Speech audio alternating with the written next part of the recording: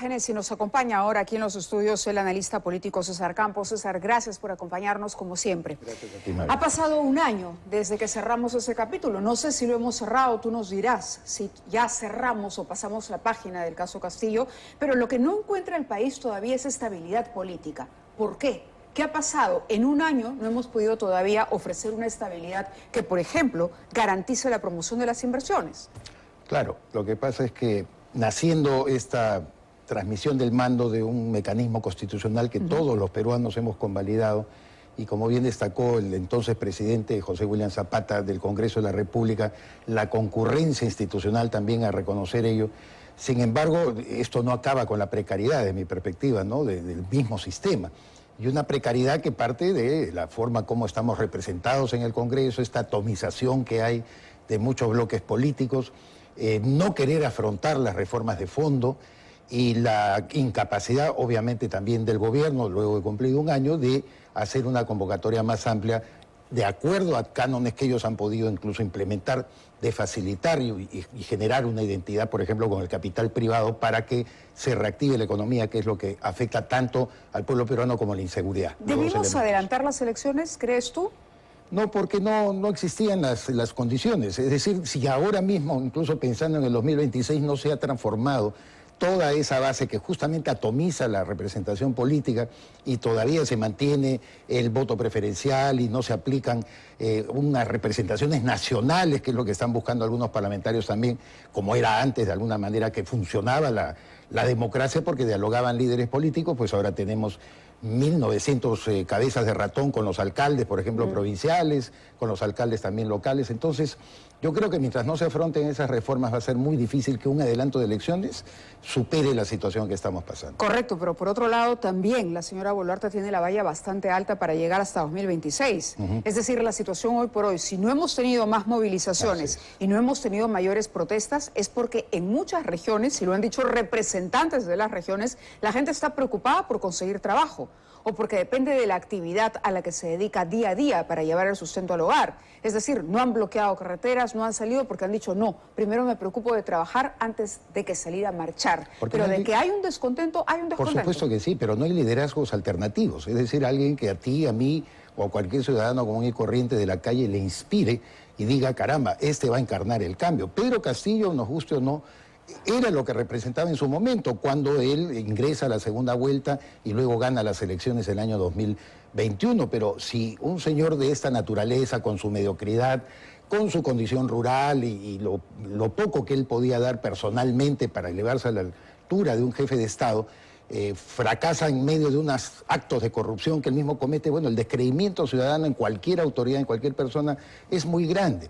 Alguien analizaba hace poco en El Comercio precisamente eso, por qué se ha desmovilizado la ciudadanía, porque ya no tiene agenda y no tiene líderes. Claro, se dice la calle. Exacto. Permanece todavía casi indiferente a lo que ocurre, ¿no? Y no ha pasado poca cosa, ni siquiera, por ejemplo, la polarización a partir del caso Fujimori, el día de ayer, con la excarcelación del expresidente, no hemos visto tampoco movilizaciones multitudinarias que probablemente en otra situación sí hubiéramos presenciado. Creo que todos estamos agobiados por esa misma situación, incluso los que combatimos a Fujimori en su momento, pero que hemos observado 20 años después, por lo menos a lo que corresponde a mi edad, que esto ya se ha convertido en un mecanismo permanente de venganza contra un personaje que... Nos estamos acostumbrando los peruanos a vivir todo el tiempo, ¿no?, sin saber con qué noticia o con qué otro descalabro vamos a amanecer, al punto de normalizar esto que antes eran grandes crisis como pequeñas crisis que vamos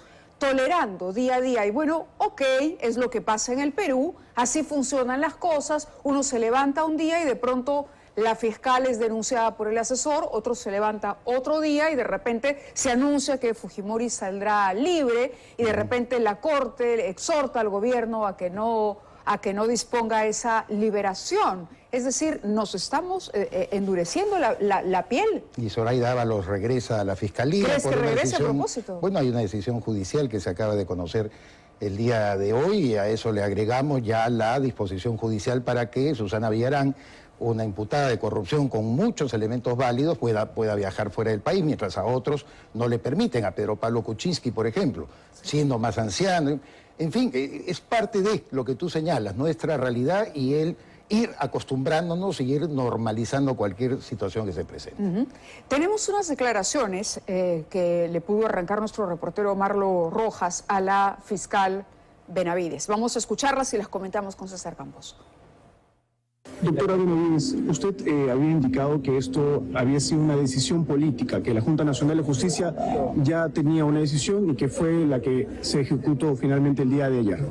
La resolución de suspensión me asignó a no ser como a medianoche. Ajá. Pese a que me habían notificado para hacer mi descargo, mi derecho de defensa, hasta el 14 de diciembre. Me facturan 28, 29 y hay un informe de destitución. Y se esperaba eso. Que todo esto es un complot político. ¿Un complot político de parte de quién? De fuerzas oscuras. ¿Existen esas fuerzas oscuras? Por supuesto que existe, para mí es clarísimo una pugna de poder. Acá no es buenos, malos, ni que sean los sabios frente a los que no saben. Prácticamente el Ministerio Público es un escenario, para mí, Mávila, hace mucho tiempo, de una conflictividad política y de intereses creados. Y esto se dio desde la aparición del caso Lavallato, la marginación de Hamilton Castro, la asunción de Pablo Sánchez y luego todo el proceso enrarecido que ha venido. Pero el escándalo de los chats la compromete. No, por supuesto, no le exonera. Y yo creo que efectivamente lo primero que debió decir la doctora Patricia Benavides es esclarecer su relación con un señor como Javier Villanueva. Nunca ha marcado distancia, pero no nunca ha dicho se ha... ninguna palabra. Me hace recordar cuando el señor Pedro Castillo no hablaba para nada de Bruno Pacheco. Acuérdate que hubo un periodo muy largo de silencio pensando que Pacheco pues inclusive se podía abstraer de cualquier acusación. Bueno, en el caso de Villanueva ya la ha imputado a ella de haberle dado las órdenes para los 3 propósitos que se había trazado. Es decir, destituir a Zoraida Ábalos, deshacerse de la Junta Nacional de Justicia y transformar absolutamente todo lo del sistema. Entonces, claro, y tenemos un gobierno, un poder ejecutivo con una muy baja aprobación, claro, una desaprobación histórica probablemente. Tenemos un Congreso también que, a pesar de haber sido la institución que finalmente vaca a Castillo tras este fallido golpe de Estado, no consigue reconciliarse con la población, y hoy un escándalo en la Fiscalía y en el sistema de justicia que, caramba, hace flaquear este tercer pie del sistema democrático en el país. Por supuesto, y que se parece mucho en el caso de Zoraida Ábalos cuando tuvo a sus 2 fiscales, a Sandra Castro, ¿no es cierto?, y a Sánchez, que se reunían con Martín Vizcarra.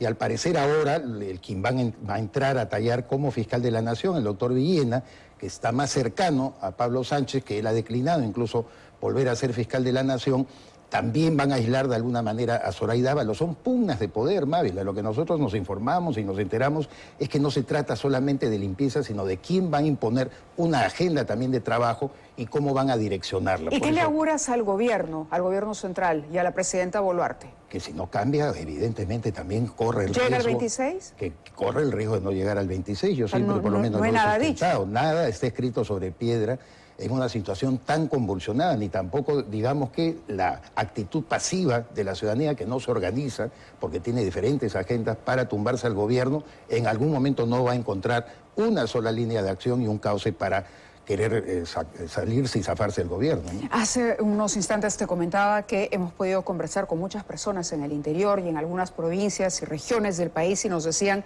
mira, aquí se ha convocado a marchas, se ha convocado a protestas, pero la gente tiene que trabajar.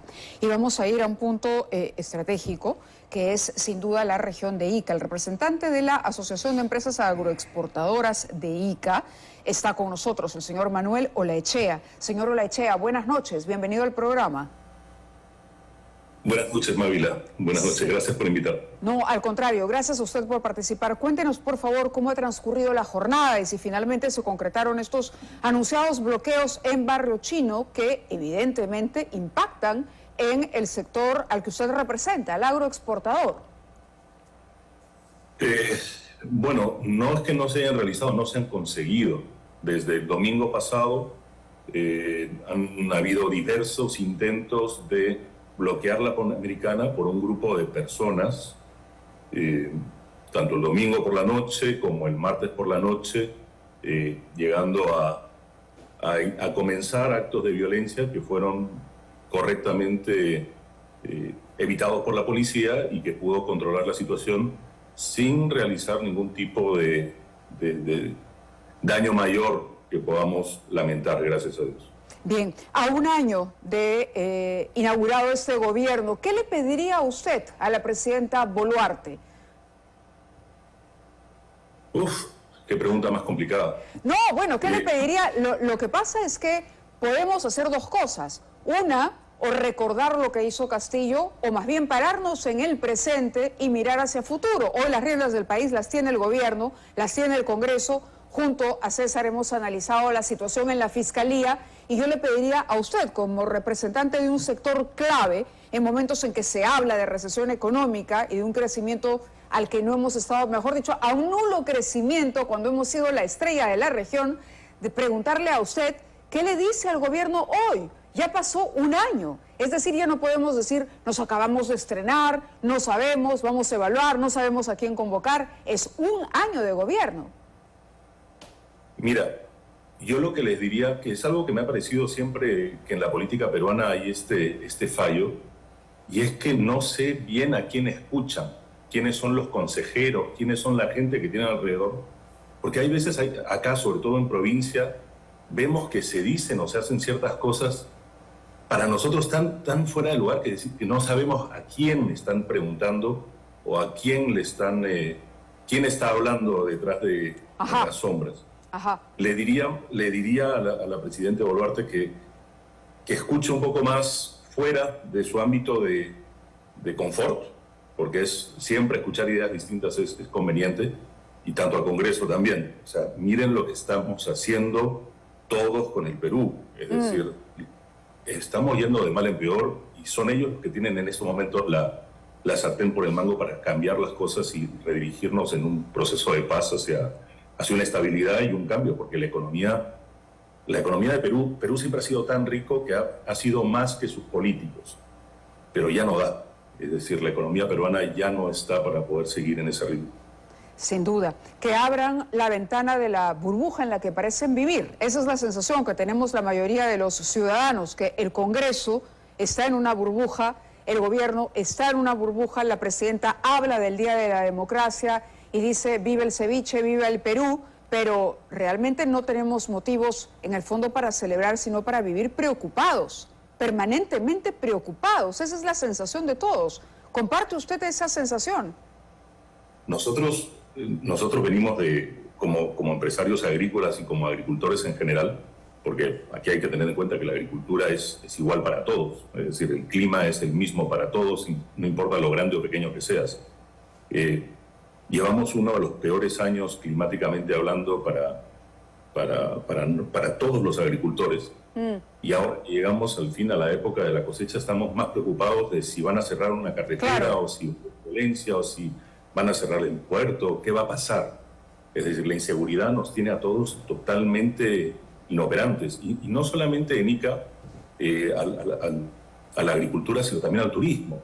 Es decir, con un anuncio de bloqueo de carreteras comienzan a desaparecer todas las reservas por Navidad, las reservas hoteleras comienzan a menguar, y eso afecta a uno de los sectores económicos del Perú, que puede que no sea tan importante como la agricultura o la minería, pero que tiene un potencial inmenso para generar la salida de la pobreza de miles de familias, y claro, que cada año dice que lo golpeamos un poquito más. Claro que sí, yo le agradezco que haya participado en este programa especial a propósito del 7 de diciembre y tomamos nota de lo que nos acaba de decir. Muy amable y buenas noches.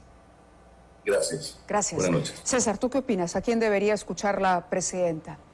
Tiene un gabinete que me parece técnicamente muy logrado, por supuesto. Pero tú decías algo muy interesante en una entrevista anterior. Decías, la presidenta debería escuchar a sus ministros y aprender de ellos, pero que lo que está ocurriendo es que los ministros están boluartizando, ¿no? Porque en realidad, si tú te pones a analizar, cada desatino que comete la propia presidenta es inmediatamente blindado por su propio gabinete, cuando son ellos los que deberían imponer, como bien dice Manuel Olaechea, por ejemplo, en el sector agricultura, deshacerse de este absurdo régimen laboral que le han impuesto a una práctica de cosecha que no merece ser para personas eventuales que trabajan en el agro, y sobre todo en un rubro tan importante como la agroexportación, que después de la minería, efectivamente, como dice Olaechea, es uno de los más importantes motores de la economía. Claro que sí. Y acabar, por ejemplo, también con otra herencia de Betsy Chávez, hoy prontuariada y hoy también imputada de delitos, que es el tema de la tercerización, que lo ha establecido con una forma tan rígida que no le permite a las empresas. Y yo no sé por qué el gobierno no deroga estas dos normas, que por ejemplo se le ha pedido en todos los idiomas. Yo creo que ahí hay temor de la propia presidenta, falta de voluntad de los ministros, el callarse y el querer llevar, como tú dices, las cosas en medio de una burbuja, claro, para no mover ni agitar el La fiesta en paz, pero esa fiesta en paz puede terminar. Y no necesariamente, claro, y no necesariamente puede pasar es muy alta, así es. ¿no? Muchas gracias, César, Gracias como siempre, María. tenerte a ti aquí en el programa. Vamos a ir